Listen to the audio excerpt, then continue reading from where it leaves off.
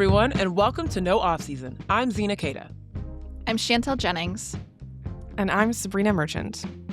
And today on the show, we're diving into some would you rather moments in women's college basketball. I'm encouraging you all to play along with us, okay? We're talking about the perfect combo on the floor, to which pressure defense you trust in crunch time, and even those all-important seating choices during a timeout. Don't worry, you'll understand what I'm talking about just a little bit. But first, we've got to get into the Sabreena scale. It's back, guys. Another great weekend of women's college hoops. Another packed Sunday. My God, whoever the basketball gods be at the NCAA, give us a breath. Just give us a moment. But we got to jump into some of these matchups from last weekend. Sabreena, let's start with the game that you were at, Iowa and UCLA. I said this game was going to be the factor of we're going to really put to the test. One, is Iowa as good as we think they are? And two, is UCLA as dominant as we believe them to be? And the Bruins definitely let us know. They dominate, okay? They beat the Hawkeyes 88-65, and that score is reflective of what the entire game was. This wasn't like a last-second blowout in the fourth quarter. No, it was domination all the way through. They have won their 15th straight game, and they stay perfect at home, 11-0. They say perfect 11-0 in the Big Ten. So UCLA, they climbed one spot in your ranking this week from number 3 to number 2. What were your thoughts on UCLA just leading the way in the Big Ten right now? Well, they are also perfect at home for what it's worth. I know that's not the stat you were bringing up, but they are 10-0 at home. Increasingly tough place to play, I would say.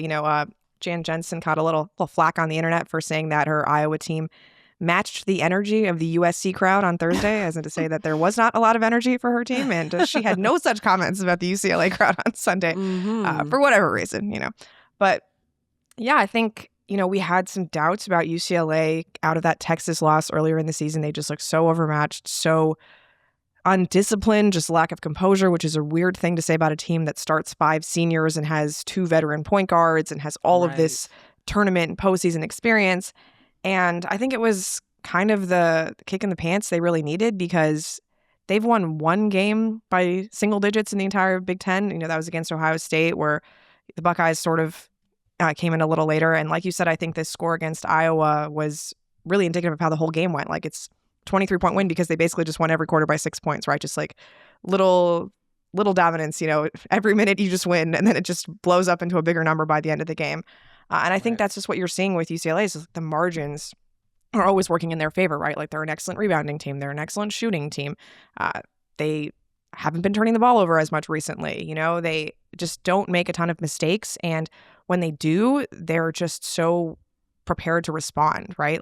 If Gabriela Hawkes is having a down night, okay, well, that just means you feed more of the ball to Gianna Neepkins or Angela Dugalich or, Charlie Sledger-Walker, right? They have so many options who just know exactly what to do in any given situation. And I thought, I wrote about this on a headline that went on the site yesterday or on Sunday, but even when Iowa just sort of clawed back in the fourth quarter, it was okay, well, out of bounds play for Kiki Rice. Gabriela Hawkes forces a turnover. Gianna Neepkins baseline out of bounds 3. And it's just 1-1-1. And they're all seniors and they're all experienced. And they all know exactly how to perform in these situations.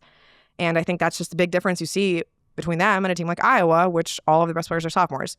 And maybe we're in an era of college basketball where sophomores can still grow into better classes, as they grow in their college careers and they don't all transfer. I think Iowa has a better chance than most schools of keeping their talent. But yeah, UCLA is just proof that when you have players who have been a part of college basketball for so long, and I emphasize so long because they're not just seniors. You've got players like Dugalich and Neepkins and Charlie Sledger-Walker who are all wearing the Big Ten graduate pin, on their jerseys because they are all college graduates already, but still in college basketball. And yeah, I think you're just seeing that experience bear out on the court. And it's why I think they're clearly the class of the Big Ten, and anything short of a Final Four, even though they won't say it out loud, would be a massive disappointment for this particular UCLA team. I feel like that is actually a perfect transition to our next game that we're talking about, is the UConn-Tennessee game, particularly because you're also seeing not necessarily college graduates, but just experience together in this UConn team, especially even in a game where they were challenged for the first time. UConn goes into halftime 42-42 tied up with Tennessee, and you're for the first time thinking, oh, a challenge. ooh, there might be something going on here. What's about to happen with UConn's perfect streak? But no, they remain perfect, I think, to the degree of just being excellent, and also having the experience of being able to be resilient and bouncing back. They came out and took down Tennessee 99-66 after being tied at the half. Just turned them over, made Tennessee look slow. I mean, it was crazy. So they have retained the number one spot in your rankings, and they've had them all season. We spent a lot of time talking about the Huskies in our last episode. Chantel, you raised an interesting question in your article that came out Sunday after the game. Can Tennessee or Michigan provide a roadmap for future UConn opponents? And I'm curious, after the second half, you obviously wrote that after the game, but what was it that you saw, at least maybe in the first half, that made you go, there's a blueprint here? Yeah, and I think that's why I posted it as a question. Like, is there a blueprint here? And the blueprint would be sort of taking what Michigan did in that, it was the second quarter or the third quarter against UConn, or taking what Tennessee did end of the first quarter, second quarter against UConn. If you can expand that to 40 minutes, because that's what it will take to beat UConn this year. Could it work? And I think, as the UConn players and Coach Gino Auriemma said it after the game, like, a lot of it was getting UConn to speed up, to make them make uncharacteristic mistakes. I feel like maybe yesterday, Sunday, was the first time that I have seen Sarah Strong look like a human being on the basketball court, which is saying something considering she's a sophomore and how many games we've seen her in. But she was triple teamed in the backcourt and just threw the ball directly to a Tennessee defender. And I was like, I made a note of it. I was like, Sarah Strong is a human. There was her first underclassman mistake. But I think it's finding ways to sort of speed them up. But the problem with UConn, similar to what Sabreena was saying about UCLA and knowing its identity and sort of playing into that, is that UConn is just very, very strong in who they are as a team. And I think you can get them to speed themselves up for a bit. You can get them to be uncharacteristic for a bit. Are you going to be able to do that through 4 quarters? I don't know, because similar to UCLA, UConn is just one of those teams that can beat you every quarter by 8. And then at the end of the game, it's huge. This was different. They were tied at the half and then won by 30. But I think that also tells you about kind of the response level of this team, that once they do settle into themselves, imagine if they had been like that through all 4 quarters, what the margin could have been. It's pretty scary. I agree. I mean, we asked the question, what team in the regular season can beat UConn on our last episode? And we couldn't come up with anything. And I watched that first half being like, and I watched it peripherally. I was watching a bunch of different things. But I was like, dang, Tennessee must have listened. They must have been listening to our show. And then all of a sudden, the second half happened. We're like, okay, never mind. UConn continues its dominance. And this was without Blanca Quinones. I mean, that's the other part of it too. And that was the part that was interesting for me in the first half, in the way that Tennessee sped up UConn. Typically you see that, and I would feel that UConn would be more susceptible to that with Blanca on the floor, because she is a player that likes to play with a little bit of speed, a little bit of tenacity, and just I mean, I don't like to call her like a wild horse. I've read her be described that way, but sometimes she can be, and how fast she is and how powerful she is going up in the court. But no, it was the likes of Sarah Strong, KK Arnold, just different players feeling like, oh, you're a little bit in a pressure cooker than you typically see. But either way. Well, I think on that point, though, that frenetic pace was really what messed with them a bit. And I think UConn is a good enough team that, unfortunate for other teams around the country, they're not a team that has to learn a lesson more than once. So, Sarah Strong had her one human moment. I doubt we'll see it again. She's never going to make that same mistake in a game. I could almost bet you that. And so going back to the idea of a roadmap, has Tennessee provided some kind of a roadmap? Maybe, but also whoever uses that as a roadmap is not going to be able to do exactly what those teams did, because now UConn has learned the lesson of it. Well, Chantel, I appreciate you kind of perfectly laying out my roadmap to keep this going, because Michigan is actually the team I want to talk about, and that Michigan State game. And I actually want to shout out one of our listeners, Hoops Coach Maddie. posted a story on her Instagram, and I wish I would have screenshotted it. It was so cute. But she was just like, the sun is shining, and Michigan's playing Michigan State today, and she was listening to the UConn episode of No Offseason. So shout out Hoops Coach Maddie for being a listener and just being happy about the world. You found the little bright spots. And the funny thing is, I actually genuinely don't know who she was going for. I'm like, I have no idea. But either way, if she watched that game, she was very, very happy with the outcome regardless. It was competitive, went to overtime. It was incredibly exactly what you would want in a rivalry, Sabreena. Yeah, totally. I mean, it's the first time both teams have played when they've been ranked top 15, and it just was a super, super fun game. You know, like we see a lot of these games where pressure gets to teams and it's a little tense, and maybe it's not the most well-played game, even if it is competitive, right? Like we've talked about games that are close but not necessarily good. This was both, right? Like it's really fun when they're close games and good games. And obviously a game that ends in the 90s is going to be featuring a lot of offense, right? Like both teams shot 50% from the field. Both of them shot 40% from three. You know, just a lot of people in double figures. I thought this was one of Mila Holloway's best games in a Michigan uniform. Like, it's so funny. I keep watching like the trio of Michigan sophomores, and it's like, is Sila the one who makes things go? Is Olivia the one who makes things go? Maybe it's Mila. And this is a game where it was, you know, Mila really setting the tone there. And then I just thought like Kennedy Blair, like I think of Michigan State more as a veteran team, and like the reason they've been doing so well is because they have so much experience. You know, experience keeps coming up a lot on this podcast, but like the likes of Grace Van Sluten and, you know, Jalen Brown and Sotelo, like they're all older players, and yet Kennedy Blair, redshirt sophomore, just so much gumption down the stretch. Like that shot that she hit to tie the game in regulation was just, I mean, what a drive, like what a take. It's just every time, like no team could like really build any separation, right? Like Michigan kept kind of pulling away, and like even up 4 in the final minute, and yet. Like, how often do you see a team that is up 4 in the final minute almost lose the game on a buzzer beater, right? Like, that shouldn't be happening, just the number of possessions left over. The stress on that shot. I mean, the turnover, right? Like, you're thinking they're about to lose a possession. Right. You're scared. And I actually thought there was going to be another pass before. Why am I blanking on her shot? Yeah. Yes, exactly. And so, shot goes up. Guys, if you haven't seen it, I mean, literally touches every part of the rim, hits the backboard, then hits every part of the rim, comes out. Yeah, the reaction shot was amazing.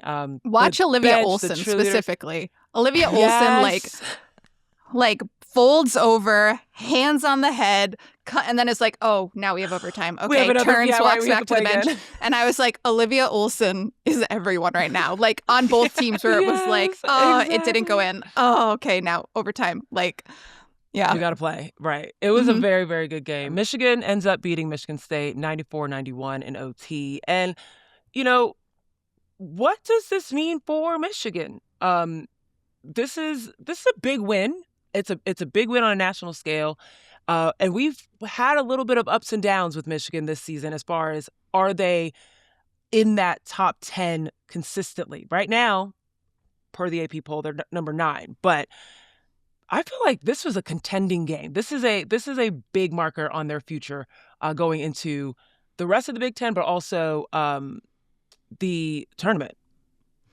I think it gives Kim Barnes-Rico sort of like a plot point for her team. We've seen Michigan come close against top 25 opponents, like in those late games, and then lose just by like a hair against UConn, against Vanderbilt. So to sort of get over the hump against a top 25 team on the road, in-state rivalry, like all of those different layers of pressure, and to have this be the game where they're able to close it out. And obviously we've talked about what that final minute looked like to get to that point. I'm sure there will be a lot of teaching moments in that film, but to get into overtime and close it out on the road, I think this is a veteran sophomore team, if there is such a team in college hoops. So they're still learning. They're still playing together in a way that maybe feels new in some ways, but this gives them just that piece of memory that as they go into March, they can say like, well, we've done this. We've closed out a game like this before. And this was a really important game just for like Big Ten standings purposes because, you know, if they had lost, they would have 2 Big Ten losses. Basically kind of takes them out of a consideration for the regular season title with UCLA still undefeated. Now, you only have 1 loss. You're hosting UCLA this week. So this is your chance to, you know, take control of the conference and really, you know, do something that I don't think a lot of us thought that a group of sophomores would be doing in the Big Ten this year. Ooh, okay. That's some big chips on the table for them with UCLA coming to town. But let's close out top of the show with some really awesome, dope, record-setting, amazing news on the pro level. And I'm talking about that unrivaled, like, just massive showing of support that Unrivaled had in Philadelphia. Shout out to the city of Philadelphia for it was sisterly love and brotherly love that came out to support the Unrivaled League. Break it down for me in terms of the history that was made, what Friday night was like in Philly. Just, Sabreena, give us all the love that was felt in that city. Well, to clarify, I was not in the building, but the number of texts that I got from people about Marina Mabry's shooting performance specifically made me feel like everybody was watching Philly's Unrivaled. Maybe the most fun quarter of basketball I've had watching in a very long time. Everything was going in, like the celebrations with the fans in the crowd, like Andre Drummond somehow being preeminently involved was very funny to me. A lot of love for Andre Drummond for being such a big Marina Mabry fan. But yeah, I mean, who wasn't a Marina Mabry fan? I mean, who wasn't after that quarter though? Like, I watched literally every video of like reactions to it, like Kyle Lowry just increasingly saying, "Oh my God," a number of times over and over again as he's watching. She was like the way she played that game was kind of like if your mom used to play in the W like years and years and years ago, but you don't really believe it because she was like in the first wave. And you're like, all right, let's go to the driveway. Let's go to the driveway, Mom. Like, let's see what's really, really good. And she just treated them like her kids. It was like, okay, I'm going to back up a little bit. I'm going to pull up. I'm going to pull up in transition. Oh, you know what? You want to play with me a little bit? Let me cross over and go to the rack. I could do that too. This is real cute, guys. Dinner's at 7. Like, it was so chill the way she played. And also because she has a bigger build as like this like big guard, big wing energy. It just felt like she was just sunning everybody, and I loved it. I mean, you mentioned the familial ties. I don't think it should go unstated that she was being guarded by her sister's girlfriend, Kalia Copper.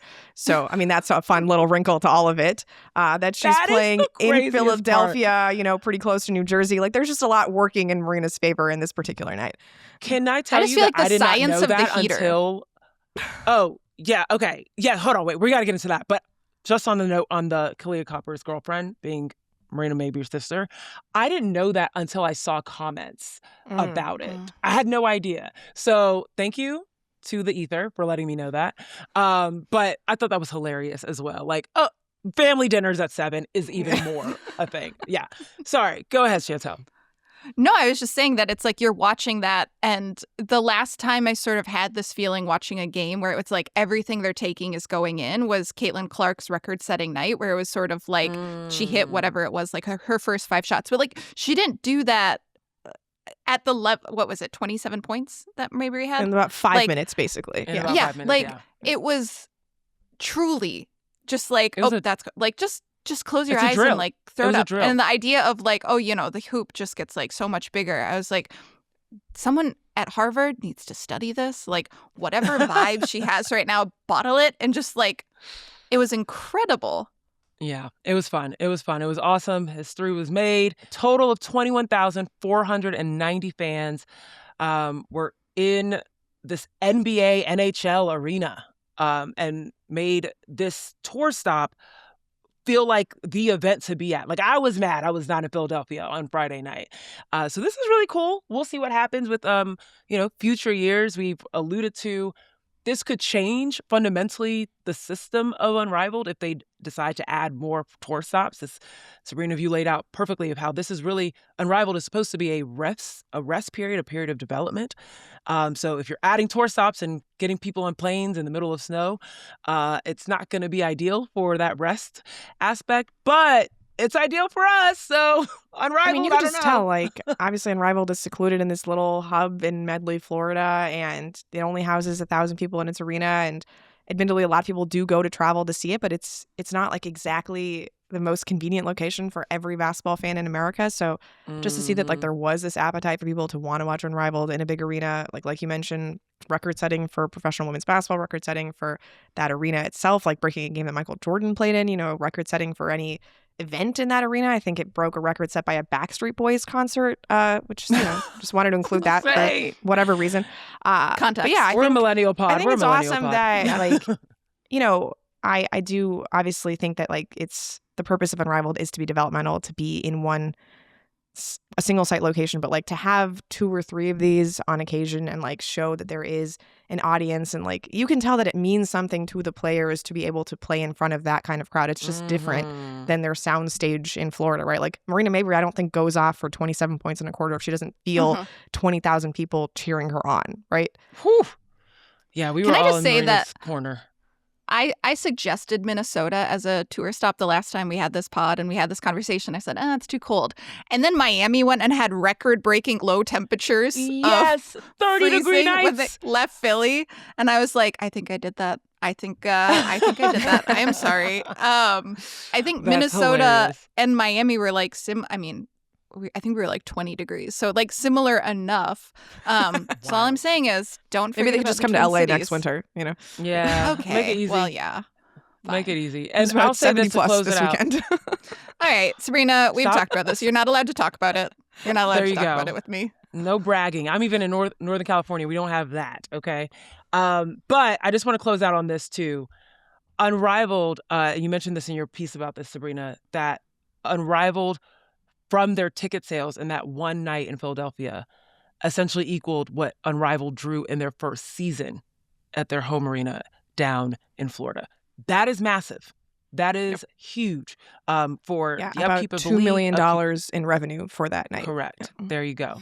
So that's amazing. And, that's what you want when you're running a business and you're trying to stay profitable. So we'll see what happens. All right, enough of all this. We got to turn our attention to this or that or this or this or this or that. You'll see what I'm saying on the other side of this break.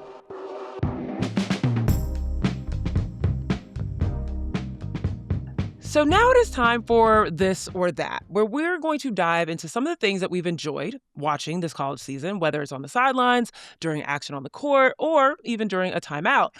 And these are the moments that make us stop and ask, which would we rather have? Now, some of these, let's just be fair, I have multiple options that are not just this or that. There might be a this, that, or this, that.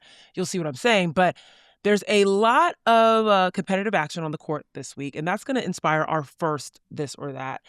Chantel, Sabreena, when it comes to the final shot, okay, imagine you are Michigan and Michigan State trying to win that game at the last shot, or you're just any college.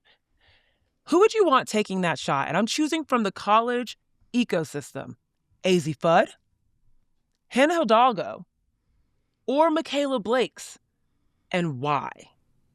Chantel, I'm going to start with you. So this is a tough one because, this is going to be a tough game because we're going up against Sabreena, and I just feel like every argument she makes. It's not a game that we win, okay? No, this isn't a game we feels win. like Exactly. a competition. It's just thoughts. This feels like a competition.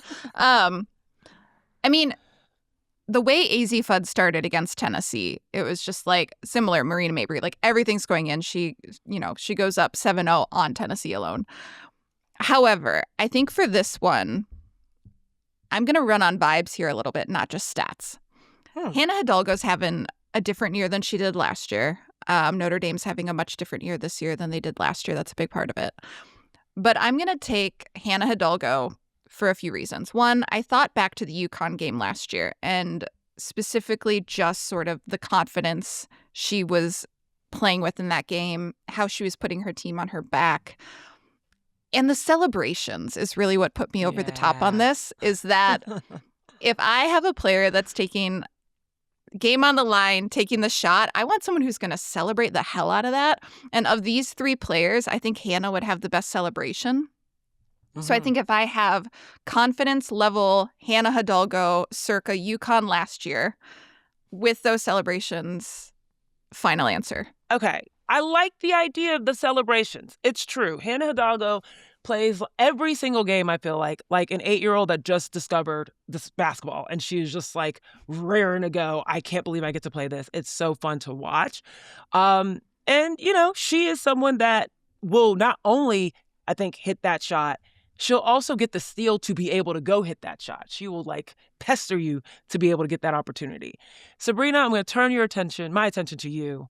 Who would you choose out of AZ, Hannah, and Michaela? the thing is, like, in my head, I can picture Michaela Blake's hitting a game winner, probably because, like, it's the one I'm most familiar with recently seeing. You know, she had one, I think, the same weekend as her brother hit a game winner last year. Her colleague Grace Rayner wrote about that at the site last year. But I think I'm going to go with AZ. And a few reasons. One, if AZ is taking the shot, that means Gino is drawn up the play, which I feel good about. Two, Very she's true. big enough to get her shot off against just about anybody you're going to throw at her, right? Just it's harder to get in AZ's shot pocket in a way that, like, you can, you know, hinder Hannah Hidalgo or Michaela Blakes because they're a little bit smaller than AZ is. And three, if by chance she gets fouled on this attempt, she's the best free throw shooter in the country, I think. Yeah. So I feel very good about sending AZ to the line in that situation to hit game-winning free throws. So yeah, just like the perfection of the shot and like the entire ecosystem around it, I think is why I would go with AZ in this situation. Although I do want to say, I feel like we're just shortchanging some of the Texas Tech players because, like, Bailey Maupin, Donna Collins have hit some very big shots at the end of games this year, including this weekend against TCU. So just honorable mentions for those players. That's fair. Oh man, I feel like, okay, I actually might round us out here because I actually chose Michaela Blake's. And I think I also have some recency bias. I also, interestingly, have it as the fact that Michaela Blake's is longer and taller, that, you know, whether she can hit that outside shot, but she can also get around folks. She could put the ball on the floor and, like, go at your hip and just be at the basket and then throw up some crazy things and get and one. Like, I just feel like her finishing capacity inside the paint is almost as, like, impressive as just her outside shot as well. I think her inside capacity is actually more impressive than her outside shot. But yeah, I mean, 55 points in an overtime win, that just cements itself in my mind. So wow, we all chose different people. Okay, perfect. Audience, Good thing let we us don't know. have three choices for all of these. I know, right? It really Exactly. is just this or that going forward. Right. It is this or that. We kind of broke the mold with the first question, but we're going to get back to it. Very curious to hear what our listeners think about that first question. Okay, let's keep it going. This is a true this or that. We're going to stay on the court for a moment. If you are a team and you're building a team and you get to choose from all the press defenses, and we're particularly saying you got to choose Tennessee's press defense or Ohio State's press defense. I already know some of y'all just clamped up just thinking about it, okay? Thinking about that, Sabreena, which press defense would you choose? Yeah, this was really, really difficult because I think Ohio State's is objectively better. And like looking at the numbers, they concede. Actually, no, the Tennessee defense concedes fewer points. I just think Ohio State's more disciplined in their press defense. And like I know how it's going to look on any given possession. But Tennessee just has this way of like getting people out of control. Like Chantel just mentioned that, you know, for a half against UConn, that I don't think Ohio State does to the same effect. Like there's a rhythm to Ohio State's press, which like you can almost start to figure it out. Whereas Tennessee's is just so chaotic. And I think it's chaotic in like a bad way for them too. But the chaos itself really intrigues me. So I think I'd go with Tennessee in this particular situation. Okay. All right. Where are you at, Chantel? So this is good. I'll pick the opposite side here because Sabreena started her answer with Ohio State's is objectively better, and I thought, great, there's my answer. But I think because if we're talking about building one, I'm not sure really that we have seen what Kim Caldwell's defense will look like here. Like against UConn for that stretch, it looked excellent. It was like they turned UConn over 4 times in 5 possessions. Again, made Sarah Strong look like a human. Like I'm arguing against myself right now, I realize. But I think Ohio State's is just more well established. And because they've had players in the system a little bit longer, sometimes throughout McGuff's career, that I feel like I just have more familiarity with it. So I feel like that is the way that I'm leaning right now, simply because it just feels like the way to go. They have a higher steal percentage, which I think if that's the goal, that feels like a pretty easy stat to pull from. No, that's real. That's very real.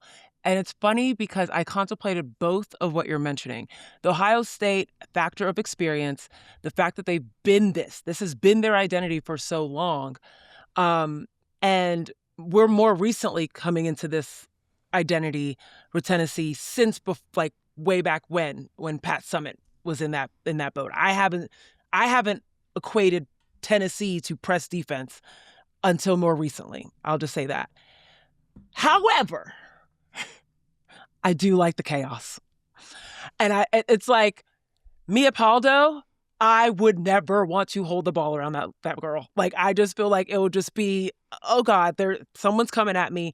And at all times, I mean, Janiah Barker, like being at the top of that thing sometimes and just being long and in front of you and just making you feel like I can't see. I just feel like the way that they have their squadrons, right? It would be relentless. It's just constant, always in your face. There's always energy to be had from their team somehow. I like the Tennessee pick, so I'm going to go with that one for me. Yeah, so according to Synergy, Ohio State's press concedes 0.71 points per possession, and Tennessee's concedes 0.67. So a little bit better for Tennessee, but I think the turnover margin is interesting here because, like, if Ohio State's turnovers are directly leading to points for Ohio State, then I don't really know how to factor all of that in. Right. Something to keep in mind. Okay, all right. Guys, is there press that we're forgetting? Is it Virginia, West Virginia? Press Virginia. Press Virginia. Right, exactly. Trying to think if there's a press that I think West Virginia's press is being left out of this situation, but I'm just thinking about anyone else. It doesn't travel as well for me. It's very good in Morgantown. It's not as good outside. It is. That's a good point. Wow. Okay. See, y'all, we're always learning with Sabreena and Chantel. Okay, let's keep it moving. I got a fun one. And this is one that, let's just be real, has nothing to do with this season. It has been a question I have seen for the entirety of the time that I've watched basketball. If you are a coach during a full timeout, okay, hands up, extended, you call a full timeout, would you rather have your team listening to you while they are on their bench? Or do you break out the chairs, set up a full half circle on the court, make yourself away from the crowd, and basically make yourself feel special out there on the floor? Chantel, where are you going with this? I'm going to say the bench. I don't think you should waste time bringing the chairs out. They look really small. I bet they're less comfortable as a player. I think if you just keep things where they are, you get maybe 4 to 5 more seconds where you can chat with your coaches before you address the team, give the players a little bit more time to talk to one another before you come into the circle to address them. Okay, I'm with that. You said the bench. Yes. I want to hear what Sabreena says before I share mine. Well, I think the way you frame the question, Zena, makes me think that you're going to pick the bench because you said you're trying to feel cool while coming out. And I think I'd make it a clean sweep because to me, they don't want to be on the bench because they're afraid of like somebody videotaping from the sidelines and seeing what's happening in their huddles or like maybe stealing what's on their board or something like that. And I think there's just too much, honestly, like worry about what paranoia, sort of proprietary information, paranoia is going to leak out of these huddles. Like, okay, if you're being scouted, everybody knows what you're running, everybody knows what you're doing. Like, nobody's going to be watching the broadcast at the very same time and stealing something from the huddle and then relaying it to their players in the 30 seconds it takes for the full timeout to finish. Just have one of your managers hold a towel behind, like exactly. If that's what you're worried about. I think about the college games that I've attended where I've sat behind the bench and literally a manager just stands there and just like faces the other direction like a security guard. And that's totally fine. Like, you don't need all of these shenanigans to separate, the huddle from the bench. I think it's just unnecessary extra effort. Just use the chairs that are already being provided for you there and have your meeting. And if you need to have the coaches huddle separately, just have them stand. It's not a big deal. I'm so dead at have your meeting. That's a hilarious way to characterize a timeout. So you both have laid out exactly why I am also saying the bench. And it mainly has to do with the managers. When you bring extra chairs for your little meetings, who has to bring those chairs out? It's managers. Do you know what stress levels there are to make sure that you are running out full speed to make sure you have the semicircle perfectly set up? As players are walking back to the bench, they're tired. They want to sit down. They want to get full advantage of their 60 seconds. And you're over here worried about making sure that the seats are set up. Imagine, I've never seen it happen, but imagine if you set up one of those little folder chairs and it's not fully set up and a player falls. That is on you. That is That's on your you. last You've day as ruined a the vibe. manager. That is your last Zena day as a manager. Imagine. I can't. I cannot. So all I'm saying is, for the sake of the managers, just have those people sit on the bench, okay? It is ridiculous. There's no one is out here. This is not spy level, activity happening. No, there's not. I was going to say, this isn't Spygate, talking about the NFL. No, and if someone is trying to cheat off of your huddles, they will find a way, whether you were by the bench or whether you were on the court. That part. There are multiple camera angles in the arenas, by the way, guys. But yeah. Is this our best analysis so far today? I'm just wondering. I think we've broken it down to We're crushing it. An excessive degree. So let's keep it moving. Now, this is another fun one, but it's serious. Imagine you're on the floor and you are playing for either Gino Auriemma or Dawn Staley. Okay? You make a turnover. And it was a dumb one. It was not forced by the defense. You just made a silly pass. And you hear, it's the ball went out of bounds, and you hear that buzzer, and you look back towards the desk, and you see someone coming in with a towel in their hand, and they're going towards you. And you're turned around, you look at your coach. Whose face do you not want to see more? Gino Auriemma's or Dawn Staley's? Out of these two legends, Sabreena, who do you not want to see? I think I'm be more comfortable seeing Dawn's face just because Gino's would be accompanied by Chris's too. And it's just a double dose of disappointment that I don't want to have to deal with. Whereas Dawn, at least it's just the one, the assistants are not as death stare as she is. So Gotcha. that's how I would feel. And it's also it's a lot more animated, I think, when Dawn does it. Just she's definitely in disbelief, and I think Gino gets disbelief too, but just the theatrics of it make me feel less, I don't want to say threatened, but less worried about the situation. All right, I like that. I didn't think about that way, especially with the doubling down of the faces down the bench. Chantel, where are you landing? I think it all depends on when you're looking at the coach. First of all, let's just be clear. I make that turnover, I'm walking straight out the door, going back to my dorm, packing and leaving. Either way, just in tears the whole time. Be I'll see myself out, guys. Do not take the towel. I'll see myself out. Do not take the NIL money. Just go. So I think Dawn, her immediate reaction is it happens and then she's mad. I think by the time buzzer goes, if you walk or jog off the floor, you better jog. You're not walking.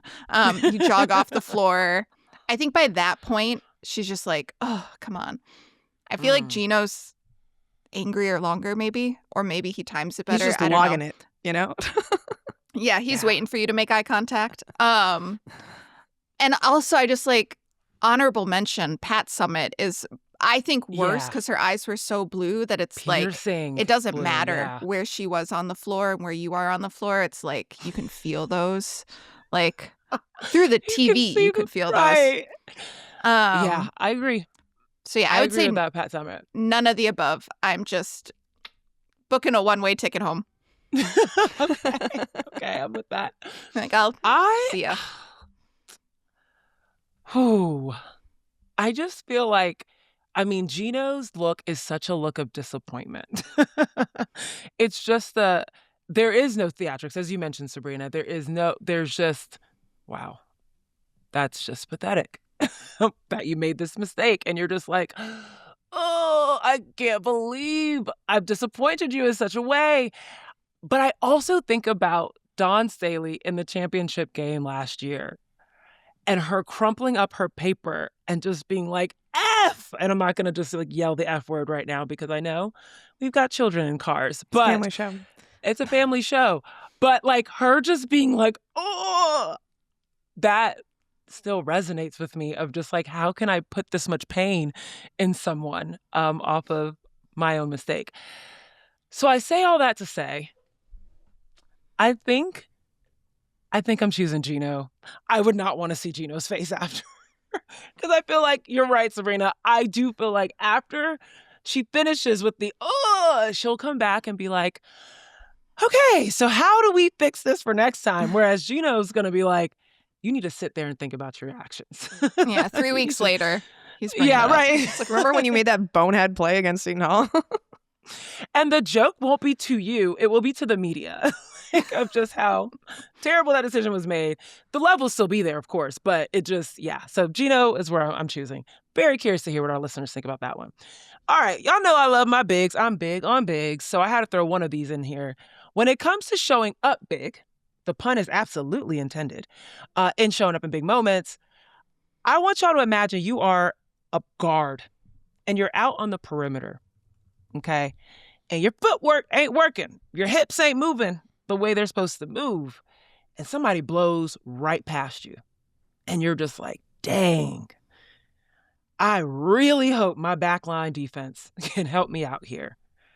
Who is the player you trust to produce and get that clutch block at the right time?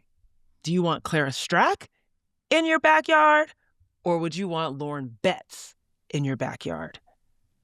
Chantel, start with you. So I am not bringing any stats that are like deep to this conversation because I feel like it's pretty simple for me in that who I want back there is the more veteran player who has done this longer, who has seen everything a million times, who has watched more film than someone else. And so I'm going with Betts here as the older player.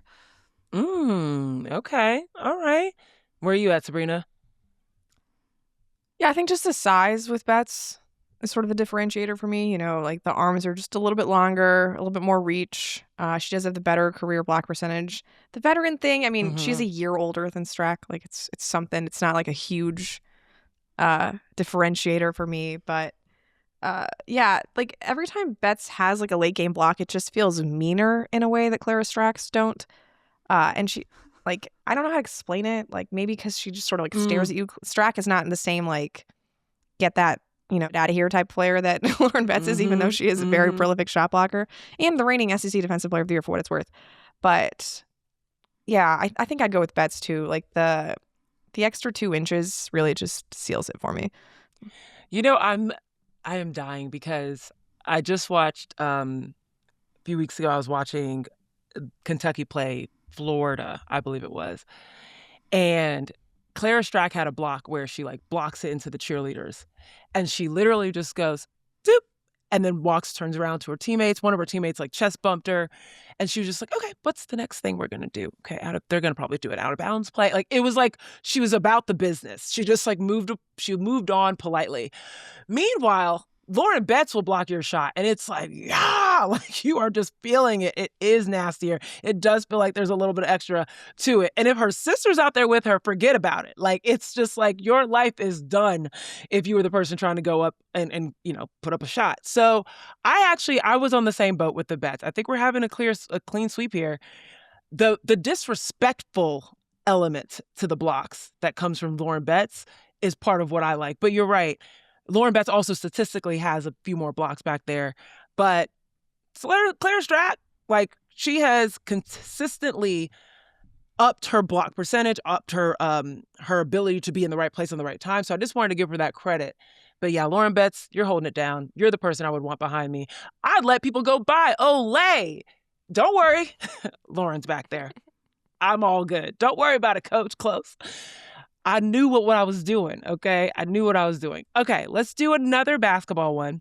This one's about the pick and roll. Which combo are you taking? Iowa's Chit Chat Wright and Ava Hayden, or TCU's Olivia Miles and Clara Silva? Ooh, both of these 2 new pick and roll combos. Sabreena, which one you choosing? Yeah, I don't mean to step on Chantel's veteran shoes here, but I think just Olivia Miles, I don't think there's a better pick and roll point guard in the country than she is. Like, I don't even care what big you put next to her. The fact that she's only had one season playing with Clara Silva, like it could literally be any person 6'3" or taller, and I would trust Olivia Miles in the situation. Like the type of darts that she throws to the corners, like every three TCU gets feels like a good shot when it's created by Olivia Miles. She just, whether, it's a high screen, whether she's getting all the way downhill and then kicking out of there or just like throwing a pass from the opposite wing, she just has every passing tool in her wheelhouse. And, you look at the offensive rating when both Silva and Olivia Miles are on the court, and it's about 115 points per possession. Contrast that with Iowa. It's only 109 when Chit Chat and Ava Hyden are both on the court. And again, we alluded to this with Iowa earlier, like their first season together, they'll figure out a way to get better as they continue along at Iowa. But this isn't even about like Hyden versus Silva. This is literally just an Olivia Miles comparison because she is so dominant in that point guard position that I can't imagine picking anybody else as a pick and roll combo if one of them involved Olivia Miles. Okay. I like I'll just say this. Like I'm with you. I'll go ahead and cheat before we get to Chantel. I'm with you. I also like Olivia Miles and Clara Silva. I think Clara Silva particularly, yes, Olivia Miles, give her all the flowers, which you just gave. But I also think that Clara Silva does a really great job of setting screens. And that is a lost art of just being a good screener and then re-screener when necessary for Olivia Miles. And the fact that they're already getting that kind of chemistry down with just one season, not even a full season under their belt, is like really impressive for Clara Silva. But Chit Chat Right, to me, is I love, despite her size, her ability to come off, pull up, find herself within the pockets off that pick and roll. And then also she distributes from it, but I particularly am impressed mostly with like her ability to create for herself and create her own shot off of the pick and roll, which is why I'm throwing her in there. So I'm with Olivia Miles and Clara Silva, but I do have to give Chit Chat her due credit. And Ava does finish really well too, I think, when getting those lobs over the defense. And I'll throw in Stokey there too for that matter. But that's not the conversation. We're not going to add another that. It is Chit Chat and Ava or Olivia and Clara. We're right now 2 out of 2 for TCU. Chantel, are you breaking us? Yeah, I'm not going to break us on this one either. Similar to Sabreena, I think I'm going to go with Olivia Miles here. If you look on Synergy right now, TCU scores 0.95 points per possession that Olivia Miles is the ball handler in a pick and roll. When it's a high pick and roll, that's 0.962. That's a pretty good number. Yeah. If the ball is in Olivia Miles' hand, there's a high pick and roll. Like I feel really confident. I don't care who's setting the screen. Clara's obviously a great complementary piece there, but I think a lot of this comes back to Olivia. She's a vet. She's seen it a million times. She makes the right decisions in those moments, and she can knock down the shot. Okay. All right. Are there any other pick and roll combinations that we are declining to add here? Yeah, so one that occurred to me was I just think Raven Johnson is kind of underrated as a pick and roll ball handler. I know we don't really think of South Carolina as like a high pick and roll offense, but she's gotten really good reading the defense out of top of the key, and she has an awesome screener in Medina Cote or even Joyce Edwards when they play pick and roll. South Carolina's offense is also tremendous when Raven Johnson is on the court, about 123 points per possession. So I think, Raven Johnson, especially as you look forward to the next level with her, is a little bit more versatile as an offensive player than we sometimes give her credit for, just because of all of the balance that we usually see on South Carolina's roster. Yeah, it's always a little bit difficult to outshine on South Carolina's roster because they are so evenly distributed in terms of their talents. Like everyone has their own individual talents, but it's hard to see someone being particularly amazing because everyone contributes to that. Like you can't have a Raven Johnson be phenomenal at pick and roll without Joyce Edwards being or Medina Cote being really phenomenal at finishing inside, right? It just kind of just balances out. Okay, that's a really good ad. Okay, last one. We're gonna have some fun here. You are in the game, about to come out, and you just went through Tennessee's press. It was chaotic as hell. And you're just like, I need refreshments. Okay. I am parched. I need some energy. I need to quench my thirst. before heading back in the game. What are you hoping when you squeeze the bottle at the end of your bench is coming out? Powerade or Gatorade? And what flavor? I mean, I don't even know why this is a question. Like, it's clearly Gatorade. I thought about when we had this idea last week, like, should I try Powerade for the first time in maybe 20 years? Because I don't even remember what it tastes like. But no, it's Gatorade. It's blue Gatorade. Like, I have nothing to add here. Okay. Chantel? Is that the Glacier Freeze? The blue? No, it's like the Or is Cool there another Blue flavor? or something. Cool Blue. Okay. You should actually check these flavor names. That's hilarious. Oh yeah, there's Cool Blue and there's Glacier Freeze. Okay. Yeah. Okay. So where are you at? So what tastes really nostalgic to me is the fruit punch. Like that was the first flavor of Gatorade I ever had. And so yeah, Chantel's not even I feel like acknowledging that tastes Powerade. like It's just Gatorade. No, I mean I couldn't name a single Powerade flavor right now. Like I'm sorry. I think we know where Zena's going with this one. But no, I think I would choose fruit punch Gatorade. It is also, I think, it just reminds me of like 5th grade rec and ed basketball. Excellent when choice, you thought Chantel. you were good and you're not. Wow. And you're working so hard. You need those extra electrolytes. You don't. Like I would say fruit punch. It's also what I go for now when I feel under the weather. What 5th grader needs it? Come on. Guys, come on. I mean, maybe some good ones, but like I didn't. I was fine with room temperature water. Good for you. That's the real winner right there. The jugs that don't have any ice in them and you're just like, you thought you were getting Gatorade or Powerade and it actually is water and you're like, that's tough. That is really, really tough. We were a Powerade school. So I have a little bit of an affinity to a Powerade, particularly the strawberry lemonade Powerade. Okay, it is fire of a flavor. Do I necessarily believe that Powerade is better than Gatorade? No.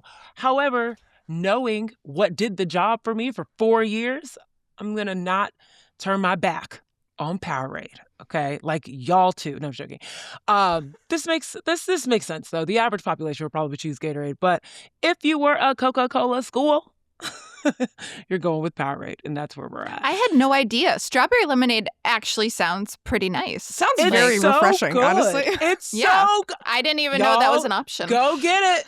Go try it. This ain't even an ad, okay? This is not an ad for Powerade. I'm telling you, though, it is actually really, really good. Particularly try to, work out and then get it. It's going to hit. It's going to hit. See, that's where you lost sodium. Me. Yeah. On that note, we got to close out this show. Talk a little bit about a listener question. Don't go anywhere.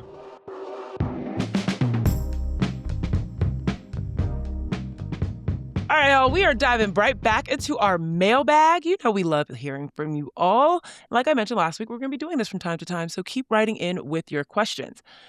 Someone named Sarah, thank you, Sarah, emailed us to ask, I wanted to ask a question that has been burning in my mind for a while. Sarah, this is what I think your voice sounds like. But it's kind of more on the subjective side. Why do WNBA teams sometimes hang on to players who either were hype when first drafted and never really lived up to it, or players who consistently seem to either never see playing time or underperform? So Sarah went number 1, an option is Kia Stokes, went 11th in her draft. Michaela Onyenwere went 6th in her draft. Kirsten Bell, 11th in her draft. Kia Nurse, 11th in her draft. These are all first-round picks. Now, what I do not know is what category she assigns these players in, whether they are hype when first drafted, never really lived up to it, or never see playing time or underperform. Y'all can make those descriptions or just assumptions on that. But she also mentioned, I can also think of Diamond DeShields. I know she had a major surgery and ultimately did get cut. Can you think of others who fit into this category? This is a tough one. Anyone have immediate thoughts on this question? Well, just first off, I don't really think Diamond DeShields belongs because of the health issues that she's had. The having to relearn to walk, I think, dramatically changes who you are as an athlete. So I'd prefer to exclude her from this particular conversation. But yeah, in general, it is just hard for people to admit mistakes. When you use a big free agency draft tool on a player, and if it doesn't go well, not that I'm saying any of these players didn't go well, because Kia Stokes, multi-time champion, Kirsten Bell, multi-time champion, Michaela Onyenwere was Rookie of the Year when she was drafted. But yeah, if you're a general manager and you use a draft pick on a player, you are invested in making sure that that player turns out well. And it is hard to admit fault if things don't go well. So I think a lot of it is just natural human stubbornness. Like you drafted a player, you want to make sure that player produces for your franchise. And then part of it is like people are kind of going to last their rookie contract because they're cheap contracts. And it's just easier to have that player on your roster because it's not really costing you a whole lot to keep them around. That's two very good points. And I'll add a third. I think that especially some of these players that were listed here as examples, there is something to be said about the value of continuity. Just having a veteran or having a presence that has been within your culture, within your system for a while, or they're able to be like the veteran to the younger folks that are coming into the program that are supposed to be the ones to change the trajectory of a team. Like I look at the likes of a Kia Nurse being a vet, Michaela Onyenwere in Chicago even. Like there's something to be said about how much teams and front offices value. We don't have to worry about her. Like, we don't have to worry about anything in terms of off the court behaviors. We don't have to worry about, she might not be our star player, but she'll be able to produce something. She'll be able to keep, everyone around us level-headed, understanding the mission and the goal. And I think all four of these players, Kia, Michaela, Kirsten, Kia, two Kias, just notice that. But all four of these players, you could say, are behind the scenes glue folks, people that keep the locker room up or light or focused. Chantel, anything to add?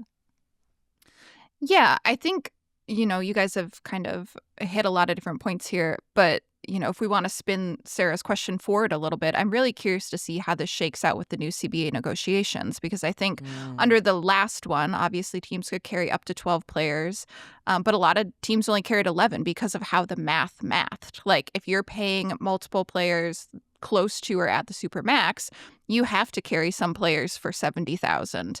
And so you're going to be doing different things. And I would bet you look back at some of these seasons, and I was just looking, this is a business. You're going to have people who are making $200,000 and people, like Kia Stokes, 2023 championship year for the Aces, made $81,000. Like there are going to be GMs there that say like, she didn't underperform. Like that was, she contributed more than $81,000 worth of whatever, And she was a starter for half the season on that Aces team, right?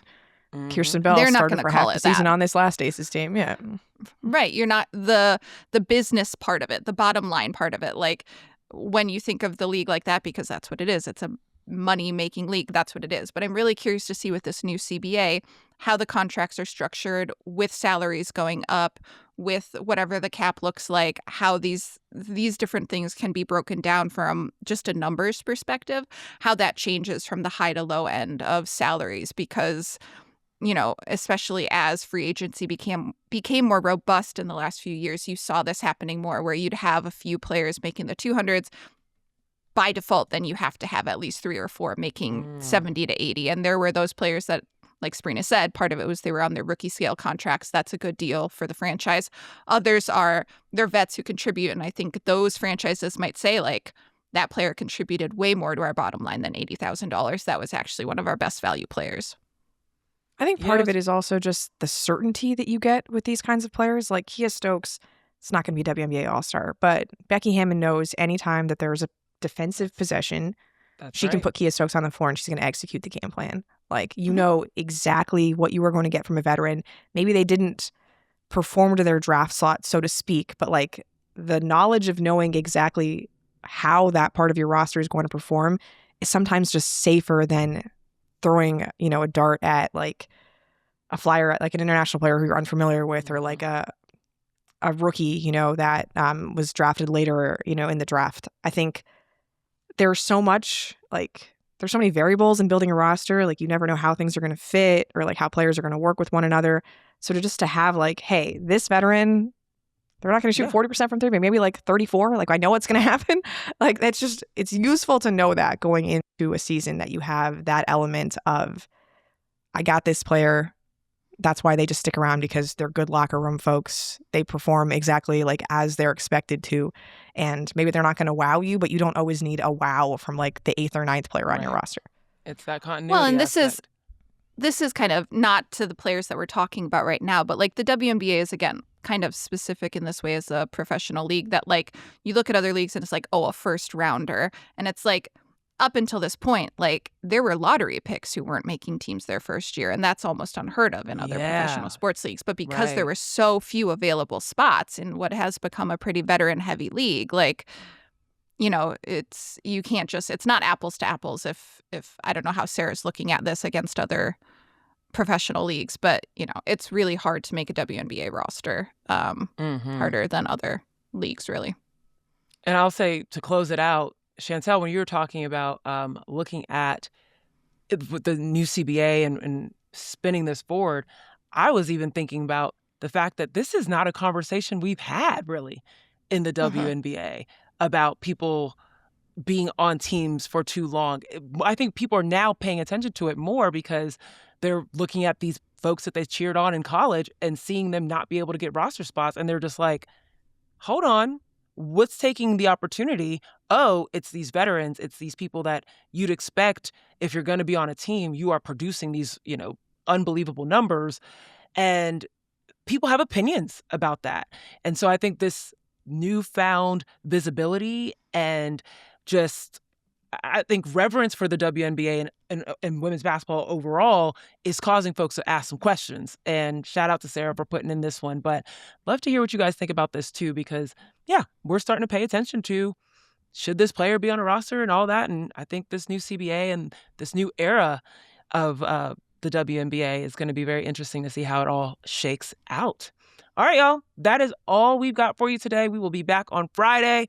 Make sure you keep those questions coming. Until then, make sure you do your job, subscribe, tell your friends, tell your mama, tell another family to come on over and listen to us. I'm also dying because we said it's a family show, and then like 2 seconds later, Sabreena says the S word. But alas, we move. Anywho, we love to hear from you. Head on over to our partner as well. There's more content over there, the Yahoo Sports Hub, sports.yahoo.com/women's-sports. On behalf of The Athletic, Chantel, Sabreena Merchant, and let's just be real, all of our potty mouths, we do have them. I'm just trying to be on my best behavior. I'm Zena Kata. Thanks for listening, and we'll see you next time. Thanks for tuning in to No Off Season. To hear more, be sure to like and subscribe. We drop new episodes every Tuesday and Friday.